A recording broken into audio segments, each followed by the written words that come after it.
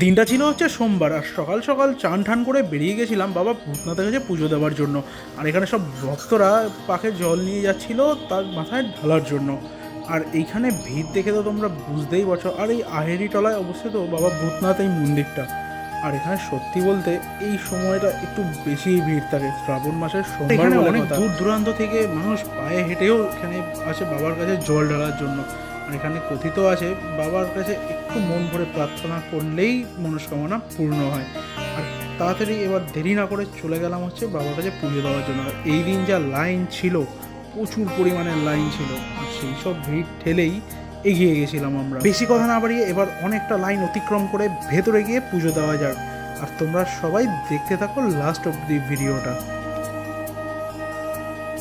জয় বাবা ভূতনাথ, জয় বাবা।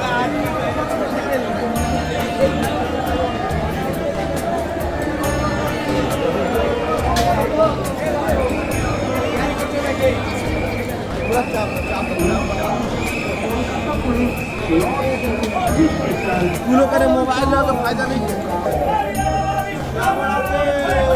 जय जय